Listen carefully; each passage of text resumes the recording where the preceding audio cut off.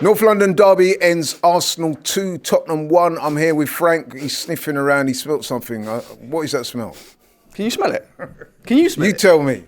The I hope sweet. you're not talking No. about Give me the mic. Give me the mic. That is the sweet smell of victory. North London is red.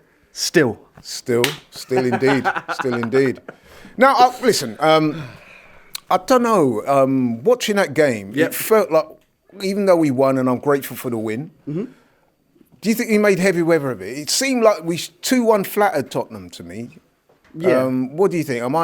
Is that rose-tinted glasses? What do you think? No, absolutely. I completely agree with you. I think it was probably for the first 20 minutes or so of that game, complete dominance from Arsenal, similar to what we saw against Manchester United, and then literally completely against the run of play goes 1-0 Spurs. And obviously defending for that first goal is questionable, but I don't want to focus too much on the negatives today. We have won the game, and the response from the goal was perfect. I think it was not even 5 minutes after their goal that Gabriel gets the header. And listen, that Gabriel performance is an iconic performance today, and he is definitely my man of the match. That's the kind of match you look back on when you get to the end of your career, and you look at defining moments throughout your career. He's made a thing of doing this against Tottenham specifically as well, and he's just slowly becoming a club icon in my eyes. And I was saying it. To me, he demonstrates elite mentality, and I'm not just talking about today's game. Even if we go back to Sunday's game against United, it was arguable that he was at fault for United's goal, but then he scores at the other end.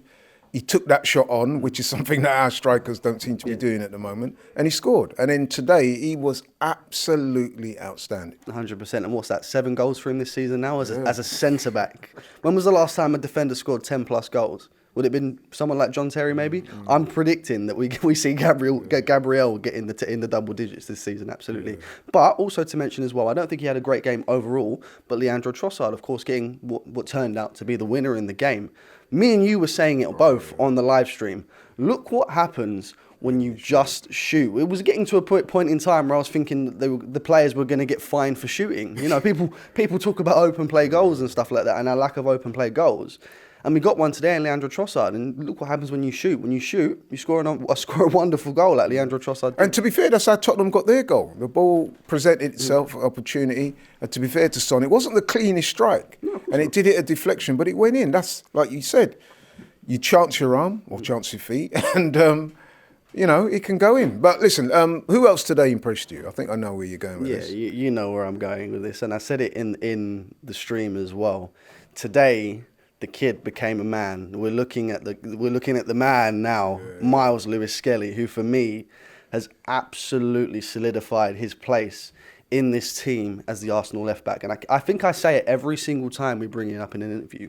He's not a natural left back, but he has taken to the role so well. And it was really fitting that Thomas Tuchel was in the crowd today, because I think someone mentioned it on the stream. You look at the England left backs, it's definitely a weakness within the England team. Maybe there is an opportunity to see a Miles Lewis-Skelly in that England team. And I hope that's the case, because we want to see something different under Thomas Tuchel than we did with Gareth Southgate. So I'm hoping he was there for good reason tonight. Well, look at the experienced left-backs that he's displacing at the team at the moment. Zinchenko, Ukrainian international and captain. Kieran Tierney, experienced international captain for Scotland. With those two specifically, it looks like they're on their way at the club. It looks like Kieran Tierney is going back to Celtic. It's looked like Zinchenko is going potentially to Borussia Dortmund. And, in terms of defensive ability, I think he's better than those two anyway. So it's not a case of, we haven't got options there. He's there on merit, and he's there because he deserves to be there. Absolutely. And like Gabriel, the mentality. I mean, you saw when, there was some shenanigans going on in the box, he was handling it. He's a scrapper. Yeah, he's handling it, man. Absolutely. And it's not the first time he's done that. We saw him, square up to people like Haaland, and, normally that would sound crazy, but, the mentality of the player at such a young age, and obviously we're talking about, potential captains, if not Ødegaard and Gabriel, but, the mentality that Miles Lewis-Skelly shows, we're not talking anywhere in the near future, but if he's here for 10 years, there's no reason we couldn't be looking at Miles Lewis-Skelly as a future Arsenal captain.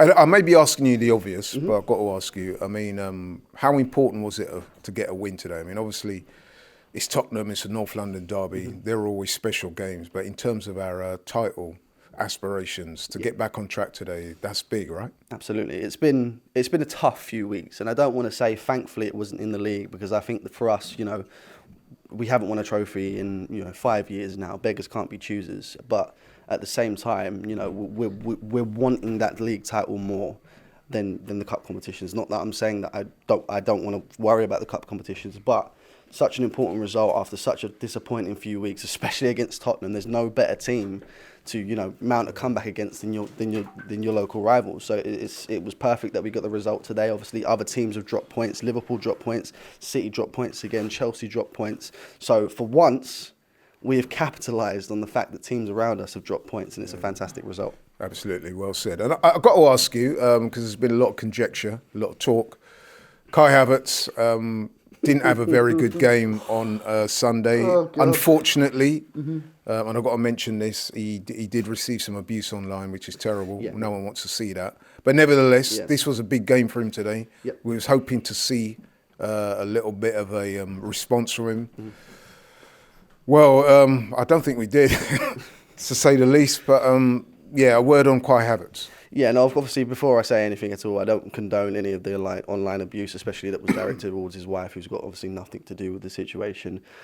I want to defend him so much because at times he has been, that clutch player for us. You look back at games where he scored last-minute winners last season. I think he got 13 goals last season, already on 12 goals this season. But over the last 2 games specifically, he hasn't done anything right. I think I said it to you off camera just a moment ago. The only thing he done right today is turn up to the stadium. That's our striker, because obviously we haven't got anyone else with Gabriel Jesus being out for as long as he is, and that is because of our transfer activity. Obviously, it's unlikely we're going to sign a striker in January, especially if we do, it's not going to be the 20-25 goal a season striker that we want. And it just shows that we should have done something in the summer, Laurie. Absolutely. What do you put it down to? Is it confidence? Is it just... I mean, he was ill a few weeks back. Do you think maybe there's some residuals there in terms of still carrying... Can't be using illness as an excuse when you're getting paid 265 grand a week. You're a professional footballer. If I've got a cold, I'm in work. I'm performing in work. And he's getting, times 10 of my yearly wage in a week. So I don't think that's an excuse. It's just a tough patch. It's just a tough patch of form. And I'm hoping, that today is the end of it. We've got Villa next. So I'm hoping, we can see a better performance from Kai Havertz then. Yeah, let's hope so. Because it wasn't nice to see him playing so poorly today. And people are going to come for him. I mean, luckily for him, we got the win. Mm-hmm. Because had we not have won today, I dare to think what people would be saying. But let's try and end on a positive note. Yep. We've won this North London derby, deservedly so. I personally think that 2-1 kind of flatters Spurs a little bit. Although they were better in the second half, I will give them that. But even so, I think we should have won the game easier, to be honest. But listen, projecting forward, how do you think we're fixed for a title run? Well, look, you know how positive I can be, and I think we're on such a fine, we're on a knife's edge at the moment. The way I'd put it is, I don't physically feel that we are able to drop any more points unless the teams above us continue to drop points.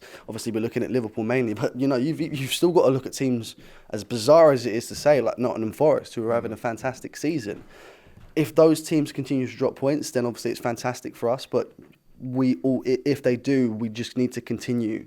So if they draw or if they lose, we just need to keep getting those wins, and we just need to keep the momentum for the rest of the season. I still believe that we're firmly in this title race, only 4 points behind Liverpool now. We're waiting for their response, obviously, because they're still a game behind us. But, I think this is hopefully the start of something good, and hopefully we can go on a good run from here.